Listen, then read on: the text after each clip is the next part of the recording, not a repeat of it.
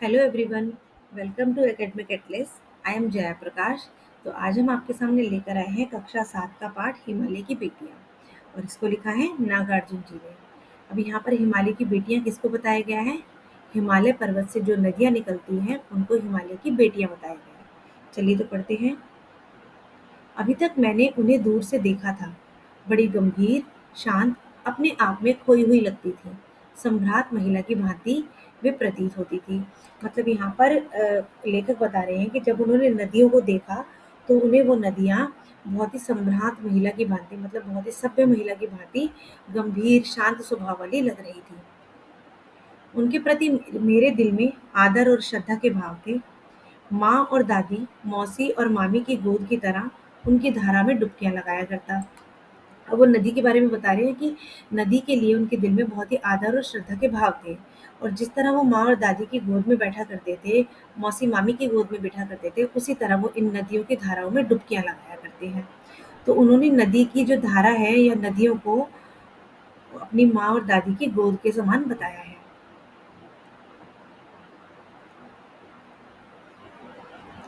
परंतु इस बार जब मैं हिमालय के कंधे पर चढ़ा, तो वे कुछ और रूप में सामने थी। मैं हैरान था कि यही दुबली पतली गंगा, यही यमुना और यही सतलुज समतल मैदानों में उतरकर विशाल कैसे हो जाती हैं। मतलब वो कहते हैं, लेखक कहते हैं कि जब मैंने इनको हिमालय की चढ़ाई पर चढ़कर देखा, हिमालय की ऊंचाई से देखा, तो इनका रूप मुझे कुछ और ही नजर आया। ये मुझे बहुत ही दुबली पतली सी नजर आ रही थी। तो मैं हैरान हूँ कि जब ये प्लेन एरिया में, समतल मैदान, मतलब जब ये मैदानों में आ जाती हैं, उतरकर समतल एरिया में हो जाती हैं, तो इनका रूप इतना विशाल कैसे हो जाता है। इनका उछलना कूदना, खिलखिलाकर लगातार हंसते जाना, इनकी यह भाव-भंगी, इनका यह उल्लास कहाँ गायब हो जाता है मैदान में आकर। अब जब वो पहाड़ों से उतरती हैं तो बहुत शोर-शराबे के साथ उतरती हैं, बहुत तेज़-तेज़ आवाज़ें आती हैं, वहाँ ऊँचा-नीचा रास्ता होता है, पत्थर भी होते हैं, पेड़-पौधे भी होते हैं, उनसे टकराकर, पत्थरों से टकराकर जब वो नीचे गिरती हैं नदियाँ, झरने जब नीचे गिरते हैं, तो बहुत तेज़ आवाज़ें आती हैं। तो उसको लेखक ने बताया है कि वो इनका हँसना है, कि वो नदियाँ जब नीचे गिर रही हैं झरने के रूप में, तो वो हँस रही हैं, खिलखिलाकर हँस रही हैं। लेकिन जब वो मैदानों में आती हैं, तो उनका ये हँसना, उनका उल्लास, ये सब कहाँ गायब हो जाता है। किसी लड़की को जब मैं देखता हूँ, किसी कली पर जब मेरा ध्यान अटक जाता है, तब भी इतना कौतूहल और विस्मय नहीं होता, जितना कि इन बेटियों की बाल लीला को देखकर। अब यहाँ पर लेखक क्या बता रहे हैं कि मैं कभी किसी लड़की को देखता हूँ या मैं किसी कली को देखता हूँ जो बहुत ही खूबसूरत होती है और मेरा ध्यान वहाँ अटक जाता है, तो भी मैं इतना हैरान, इतना विस्मित नहीं होता जितना कि मैं इन बेटियों की बाल लीला को देखकर हो रहा हूँ। तो यहाँ बेटियाँ किसको बताया गया है? नदियों को। और बाल लीला जैसे, मतलब उनका हिमालय से नीचे गिरना, जोर-जोर से आवाज़ें करना, ये उनकी लीलाएँ हैं। कहाँ ये भागी जा रही हैं? वह कौन लक्ष्य है जिसने इन्हें बेचैन कर रखा है? अपने महान पिता का विराट प्रेम पाकर भी अगर इनका हृदय अतृप्त ही है, तो वह कौन होगा जो इनकी प्यास मिटा सकेगा? तो लेखक को कैसा लगता है कि जैसे ये नदियाँ अगर बहती चली जा रही है, तो लेखक का कहना है कि कहाँ जा रही हैं? और ये कहाँ जाना चाहती है? इनका लक्ष्य क्या है? कहाँ पहुँचना चाहती है? अब जिसने इन्हें बेचैन कर रखा है, मतलब इनको ऐसी क्या बेचैनी है कि ये भागे चली जा रही है और ये इनको पहुंचना कहाँ पर है, इनका लक्ष्य कौन सा है। अपने महान पिता का विराट प्रेम पाकर भी अगर इनका हृदय अतृप्त ही है, तो वह कौन होगा जो इनकी प्यास मिटा सकेगा। अब इनके महान पिता कौन है? इन नदियों के महान पिता है हिमालय।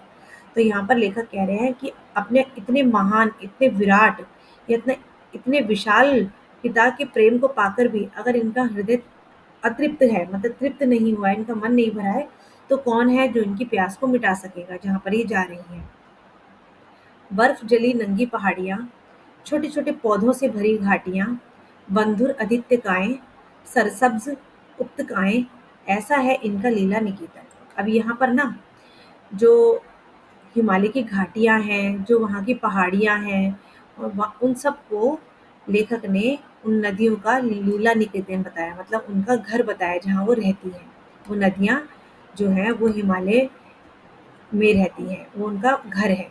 खेलते-खेलते जब ये ज़रा दूर निकल जाती हैं, तो देवदार, चीर, चीड़, सरो, चिनार, सफेदा, कैल के जंगलों में पहुंचकर शायद इन्हें बीती बातें याद करने का मौका मिल जाता होगा। मतलब यहाँ पर लेखक बता रहे हैं कि जब ये नदियाँ हिमालय से नीचे आके गिर जाती हैं और नदियों का रूप ले लेती है, झरने के रूप में नीचे आ जाती हैं, और जब ये नदियों का रूप ले लेती हैं तो ये दूर-दूर जंगलों में पहुँच जाती है। देवदार, चीड़ ऐसे जंगलों में पहुँच जाती है और वहाँ जाकर के शायद इनको अपने पिता की या हिमालय की याद आती होगी। कौन जाने बुड्ढा हिमालय अपनी इन नटखट बेटियों के लिए कितना सिर धूमता होगा। अब किसको पता कि बेचारा बूढ़ा हिमालय, मतलब हिमालय को बूढ़ा बताया गया है, जो कि क्योंकि वो बहुत ही प्राचीन है, बहुत ही पुराना है, तो उसको इसलिए बूढ़ा हिमालय बताया गया है। तो कौन जाने कि हिमालय जो है अपनी नटखट बेटियों के लिए कितना बेचैन होता होगा, कि क्योंकि वो मेरे पास से तो अब निकल चुकी हैं, चली गई हैं।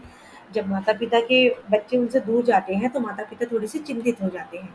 तो इसीलिए हिमालय को भी इसी तरीके से बताया गया है कि हिमालय से जब वो नदियाँ निकल कर चली गई हैं, तो हिमालय अपनी बेटियों के लिए, उनकी नटखट बेटियों के लिए वो बहुत ही परेशान होता होगा। बड़ी-बड़ी चोटियों से जाकर पूछिए तो उत्तर में विराट मौन के सिवाय उनके पास और रखा ही क्या है। अब यहाँ पर हिमालय क्योंकि उत्तर दिशा में है, हमारे भारत के उत्तर दिशा में विराट विराट रूप में हिमालय है और वो मौन रूप में खड़ा है, बिल्कुल स्तब्ध मौन रूप में खड़ा है, तो उसके पास सिवाय चुप रहने के और है ही क्या। सिंधु और ब्रह्मपुत्र ये दो ऐसे नाम हैं जिनके सुनते ही रावी, सतलुज, ब्यास, चनाब, झेलम, काबुल, कपिशा, गंगा, यमुना, सरयू, गंडक, कोसी आदि हिमालय की छोटी-बड़ी सभी बेटियां आंखों के सामने नाचने लगती हैं। अब यहाँ पर ये सिंधु और ब्रह्मपुत्र ने ये सबसे ज्यादा बड़ी विशाल नदियां कहलाती हैं। तो यहाँ पर क्या बताया गया है कि ये सिंधु और ब्रह्मपुत्र ये ऐसी नदियों के नाम हैं, अगर हम इनका नाम लें तो हमारे सामने छोटी-छोटी जो सारी नदियाँ हैं, रावी, सतलुज, ब्यास, ये सब हमारे आँखों के सामने आने लगती हैं। ये छोटी-छोटी हमारी बेटियाँ हैं। ये जो नदियाँ हैं, ये छोटी-छोटी बेटियाँ हैं। वास्तव में सिंधु और ब्रह्मपुत्र स्वयं में कुछ नहीं है। दयालु हिमालय के पिघले हुए दिल की एक-एक बूंद ना जाने कब से इकट्ठा हो होकर इन दो महानदी के रूप में समुद्र की ओर प्रवाहित होती रहती हैं। मतलब कि अब ये बता रहे हैं कि सिंधु और ब्रह्मपुत्र अपने आप में नहीं कुछ भी हैं। ये कैसे बनी हैं?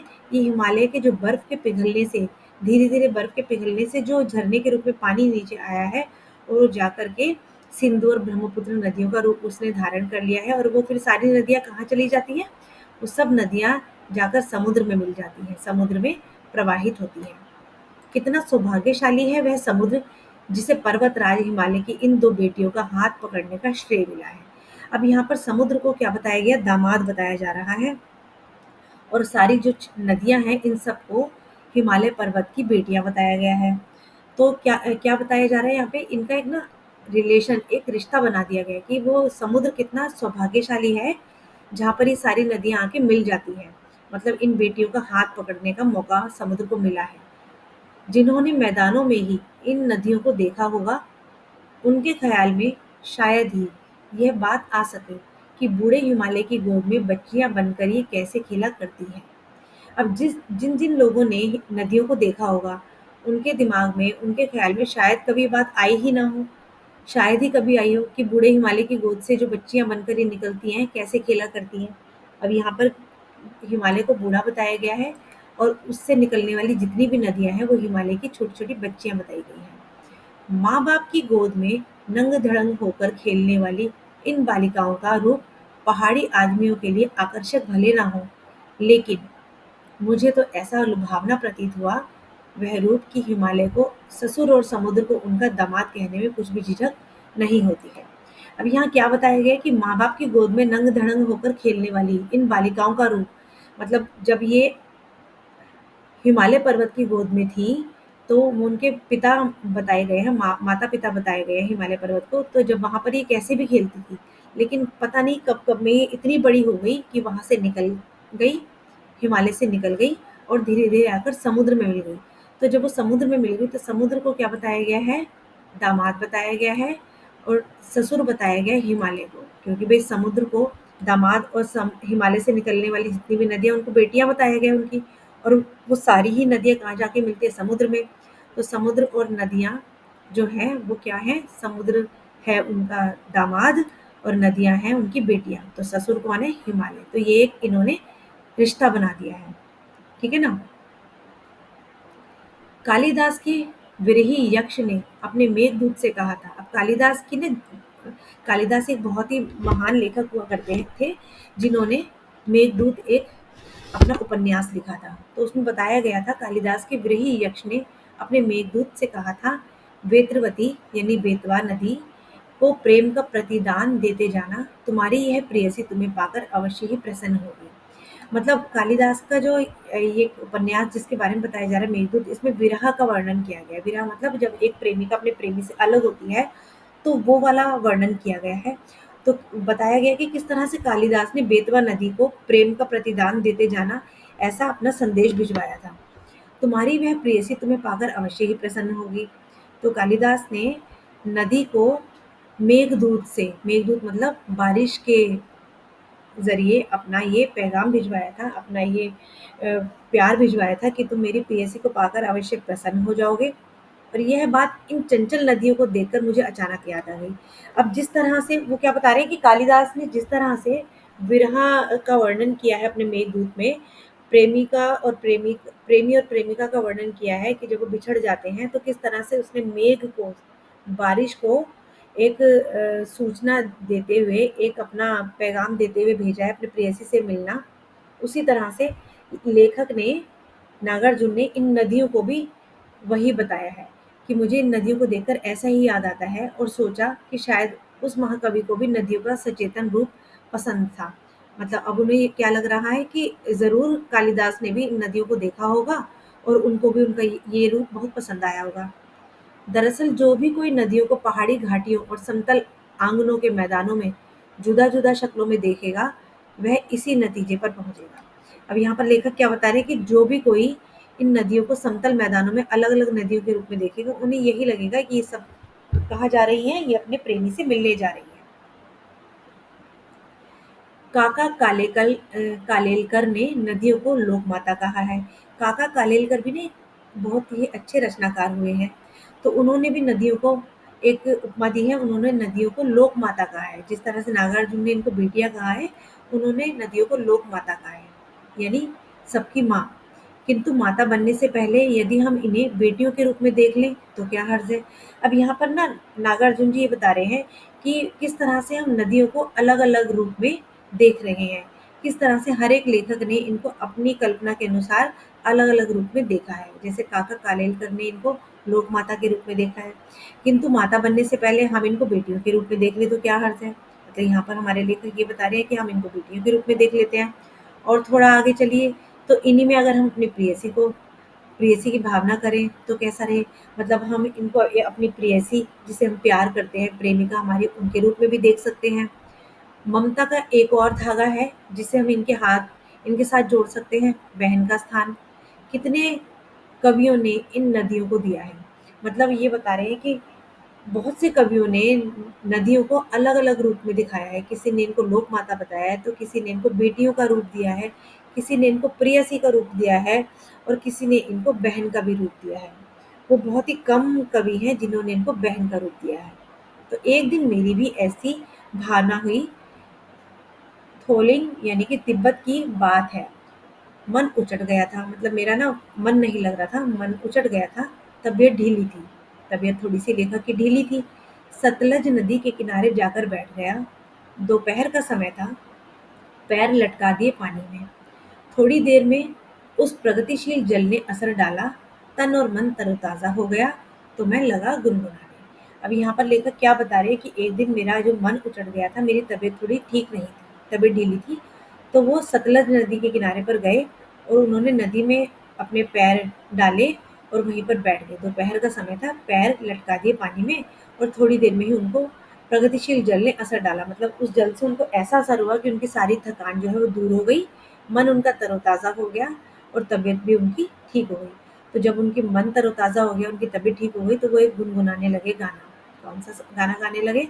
जय हो सतलज बहन तुम्हारी, लीला अचरज बहन तुम्हारी, हुआ मुदित मन हठा कुमारी, जाऊं मैं तुम पर बलिहारी। तुम बेटी है बाप हिमालय, चिंतित पर चुपचाप हिमालय। प्रकृति नटी के चित्रित पट पर, अनुपम अद्भुत छाप हिमालय। जय हो सतलज बहन तुम्हारी। मतलब यहाँ पर लेखक को जब अपनी थकान दूर हो गई तो एक गाना गुनगुनाने का मन किया और उन्होंने इस नदी के ऊपर एक गीत गाया कि जय हो सतलज बहन तुम्हारी, लीला अचरज बहन तुम्हारी। कि हे सतलज नदी, उन्होंने नदी को अपनी बहन के रूप में माना कि तुम्हारी जय जय हो, तुम्हारी लीला जो है वो अपरंपार है। हुआ मुदित मन, हटा कुमारी, जाऊं मैं तुम पर बलिहारी। कि मैं बहुत ही परेशान सा था, मैं थका हुआ था और मेरी तबीयत भी ठीक नहीं थी, पर मैं जब तुम्हारे पास आया, तुम्हारे जल में मैंने पैर अपने डाले, तो मैं बिल्कुल ठीक हो गया। हटी कुमारी मतलब मेरी सारी थकान दूर हो गई। और जाऊं मैं तुम पर बलिहारी मतलब मैं तुम्हारी नजर उतारूं। तुम बेटी, यह बाप हिमालय, चिंतित पर चुपचाप हिमालय। अब क्या बता रहे हैं वो कि तुम बेटी हो और तुम्हारे जो पिता है वो हिमालय है, और वो चिंतित है कि तुम मेरे पास से अब दूर चली गई हो कैसी नहीं हो, इसलिए वो चुपचाप खड़े हैं। प्रकृति नटी के चित्रित पट पर अनुपम अद्भुत छाप हिमालय, जय हो सतलज बहन तुम्हारी। मतलब प्रकृति नटी के चित्रित पट पर जिस तरह से नटी अपने रूप, नटी का मतलब था नाटक करने वाले, तो जब नाटक करने वाले हैं वो अलग अलग रूप ले लेते हैं, उनका अभिनय अलग अलग होता है, जिस तरह से उनका पात्र चरित्र दिया जाता है उस तरह से वो नाटिका करते हैं अपनी। उसी तरह से प्रकृति का भी रूप जो है वो नटी की तरह बार बार अलग होता रहता है। अनुपम अद्भुत छाप हिमालय, और ये हिमालय की एक अद्भुत छाप है। जय हो सतलज बहन तुम्हारी। तो वो सतलज नदी की जय जयकार करते हैं और उन्हें अपनी बहन के रूप में मानते हैं। तो ये कहानी लिखी थी नागार्जुन जी ने, लेख जो लिखा था नागार्जुन जी ने लिखा था, हिमालय की बेटी। आपको ये पाठ समझ आया हो तो इस चैनल को सब्सक्राइब कीजिएगा, अपने फ्रेंड्स के साथ शेयर कीजिएगा।